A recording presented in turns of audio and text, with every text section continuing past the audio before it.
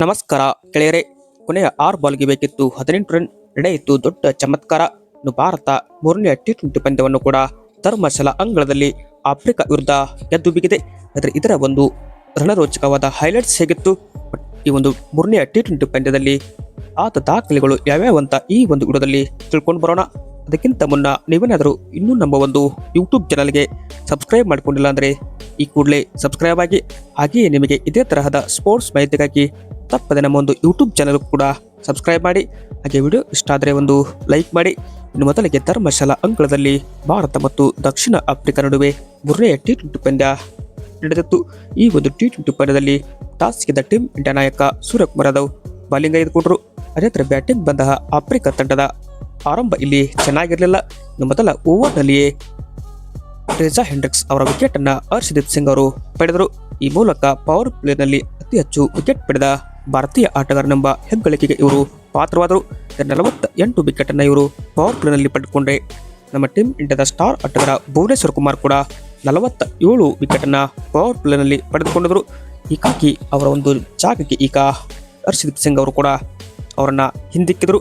ಅದೇ ಥರ ಇಲ್ಲಿ ನೆಕ್ಸ್ಟ್ ಅಂದರೆ 2ನೇ ಓವರ್ನಲ್ಲಿ ಕೂಡ ಹರ್ಷಿತ್ ರಾಣಾ ಒಂದು ವಿಕೆಟ್ ಅನ್ನು ಕೂಡ ಡೆಕಾಕ್ ಅವರ ವಿಕೆಟ್ ಪಡೆದರು. ಬಟ್ 2ಕ್ಕೆ ಇಲ್ಲಿ 3 ವಿಕೆಟ್ ಕಳೆದುಕೊಂಡ ಸೌತ್ ಆಫ್ರಿಕಾ ತಂಡ ಒಂಥರ ಸಂಕಷ್ಟಕ್ಕೆ ಸಿಲುಕಿತು.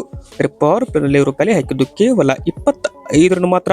ಹೀಗಾಗಿ ಭಾರತ ಪವರ್ ಪ್ಲೇನಲ್ಲಿ ಅಬ್ಬರಿಸಿ ಕೊನೆಯಲ್ಲಿ ಕೂಡ ಡೆತ್ ಓವರ್ನಲ್ಲಿ ಅಬ್ಬರಿಸಿತು. ಬಟ್ ಈ ಒಂದು ಪಂದ್ಯದಲ್ಲಿ ಭಾರತ ಒಂಥರ ಬಾಲಿಂಗ್ನಿಂದ ಮೇಲುಗೈ ಸಾಧಿಸಿದರೆ ತಪ್ಪಾಗಲ್ಲ. ಯಾಕಂದರೆ ಟೀಮ್ ಇಂಡಿಯಾ ಬಾಲಿಂಗ್ ನಿನ್ನೆ ದಿವಸ ಅಬ್ಬರವಾಗಿತ್ತು. ಇನ್ನು 1 ವಿಕೆಟ್ ಪಡೆದ ಇಲ್ಲಿ ಸೌತ್ ಆಫ್ರಿಕಾವನ್ನ ಧೂಳಿಪಟ ಮಾಡಿ ಚಚ್ಚಿ ಬಿಸಾಕಿದ್ರು. ಬಟ್ ಇದು ಏನಪ್ಪ ಅಂದರೆ 2ನೇ ಪಂದ್ಯದಲ್ಲಿ ಆದ ಸೇಡನ್ನು ಈಗ ಇಲ್ಲಿ ತೀರಿಸಿಕೊಂಡ್ರು. ಅಂದರೆ ಭಾರತ ಸೌತ್ ಆಫ್ರಿಕಾ ತಂಡವನ್ನ 20 ಓವರ್ಗೆ 117ಕ್ಕೆ ಕಟ್ಟಿ ಹಾಕಿತು. ಸೌತ್ ಆಫ್ರಿಕಾ ಪರ ನಾಯಕ ಎಡನ್ ಮೆಕ್ರಮ್ ಅವರು 60 ರನ್ ಬಿಟ್ಟರೆ ಮತ್ಯಾವ ಆಟಗಾರ ಕೂಡ ಇವರ ಪರವಾಗಿ ಅಷ್ಟು ರನ್ ಗಳಿಸೋಕ್ಕೆ ಸಾಧ್ಯವಾಗಲಿಲ್ಲ. ಹೀಗಾಗಿ ಪದೇ ವಿಕೆಟ್ ಕಳೆದುಕೊಳ್ತಾ ಇಲ್ಲಿ ಸೌತ್ ಆಫ್ರಿಕಾ ತಂಡ ಪೆವಿಲಿಯನ್ ಪರೇಡ್ ನಡೆಸಿದರೆ ಟೀಮ್ ಇಂಡಿಯಾ ಬಾಲಿಂಗ್ ಇತ್ತ ಚೆನ್ನಾಗಿತ್ತು. ಬಟ್ ಹಾರ್ದಿಕ್ ಪಾಂಡ್ಯ ಕೂಡ ನಿನ್ನೆ ಒಂದು ದಾಖಲೆ ಬರೆದರು. ಬಟ್ ಟಿ20ಯಲ್ಲಿ 100 ವಿಕೆಟ್ ಪಡೆದ ಮೂರನೆಯ ಭಾರತೀಯ ಆಟಗಾರ ಎಂಬ ದಾಖಲೆ ಬರೆದರು. ಅಂದರೆ ಈ ಹಿಂದೆ ಇದೇ ಸರಣಿಯಲ್ಲಿ ಹರ್ಷದೀಪ್ ಸಿಂಗ್ ಕೂಡ 100 ವಿಕೆಟ್ ಪಡೆದಿದ್ರು. ಬಟ್ ಬೂಮ್ರಾ ಅವರ ಮೇಲುಗೈ. ಹೀಗಾಗಿ ನಮ್ಮ ಟೀಮ್ ಇಂಡಿಯಾ ಪರ ಈ ಒಂದು ಹಾರ್ದಿಕ್ ಪಾಂಡ್ಯ ಟಿ20ಯಲ್ಲಿ 100 ವಿಕೆಟ್ ಪಡೆದ ಸಾಧನೆಗೆ ಕೂಡ ಇಲ್ಲಿ ಮಾಡಿಕೊಂಡರು. ಜೊತೆಗೆ 1000+ 100 ಟಿ20 ವಿಕೆಟ್ ಪಡೆದ 4ನೇ ಆಟಗಾರ ಎಂಬ ಹೆಗ್ಗಳಿಕೆ ಇವರದಾಯಿತು. ಭಾರತ ತಂಡ ಇಲ್ಲಿ ಮೂರನೇ ಟಿ20 ಪಂದ್ಯದಲ್ಲಿ ಗೆಲ್ಲುವ ಮುಖಾಂತರ ಒಂದು ದಾಖಲೆ ಬೆರೆತು ಇನ್ನು ಈ ಒಂದು ಗುರಿ ಪಡೆದಂತಹ ಭಾರತ ತಂಡದ ಆರಂಭ ಕೂಡ ಅದ್ಭುತವಾಗಿತ್ತು. ಅಭಿಷೇಕ್ ಶರ್ಮಾ ಮತ್ತು ಶುಭ್ಮನ್ ಗಿಲ್ ಅವರ ಜೋಡಿ ಮತ್ತೊಮ್ಮೆ ಇಲ್ಲಿ ಅಬ್ಬರಿಸಿತು. 50 ರನ್ಗಳ ಜೊತೆ ಆಟವಾಡಿ ಈ ಒಂದು ಗೆಲುವಿಗೆ ಈಸಿ ಮಾಡಿಕೊಟ್ರು. ಬಟ್ ಇಲ್ಲಿ ಶುಭ್ಮನ್ ಗಿಲ್ 28 ರನ್ ಆದಾಗ ಅವರು ಕೂಡ ಔಟ್ ಆಗ್ತಾರೆ. ಬಟ್ ಗಿಲ್ ಮತ್ತೊಮ್ಮೆ ಇಲ್ಲಿ ವೈಫಲ್ಯ ಅನುಭವಿಸಿದರೆ ಈ ಒಂದು ಸೀರೀಸ್ನಲ್ಲಿ ಅವರಿಗೆ ನೆಕ್ಸ್ಟ್ ಪಂದ್ಯ ಆಡಿಸೋದು ನನಗೆ ಯಾಕೋ ಡೌಟ್ ಅನ್ನಿಸ್ತದೆ.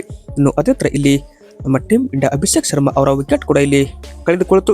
ತಿಲಕ್ ವರ್ಮಾ ಮತ್ತು ನಾಯಕ ಸೂರ್ಯಕುಮಾರ್ ಯಾದವ್ ಕ್ರೀಸ್ಗೆ ಬಂದಾಗ ಇಲ್ಲಿ ನಾಯಕ ಮತ್ತೊಮ್ಮೆ ಇಲ್ಲಿ ವೈಫಲ್ಯ ಅನುಭವಿಸಿದ್ರು. ಅವರು ಕೂಡ ಕೇವಲ 8 ರನ್ ಆದಾಗ ಇಲ್ಲಿ ಔಟ್ ಆಗಿ ಹೊರ ಹೋಗುತ್ತಾರೆ.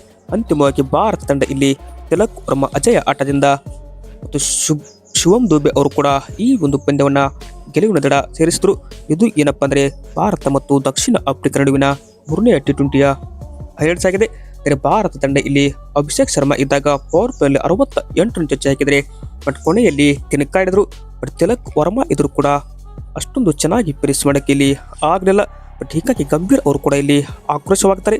ಬಟ್ ಈ ಒಂದು ಪಂದ್ಯವನ್ನ ಬೇಗ ನಮ್ಮ ಭಾರತ ತಂಡ ಮುಗಿಸ್ಬೇಕಾಗಿತ್ತು ಅನ್ನೋದು ನಮ್ಮದು ಕೂಡ ಆಸೆ. ನಿಮಗೆ ಹೇಗಿತ್ತಂತ ಕಮೆಂಟ್ ಬಾಕ್ಸಲ್ಲಿ ಕಮೆಂಟ್ ಮಾಡಿ. Thank you.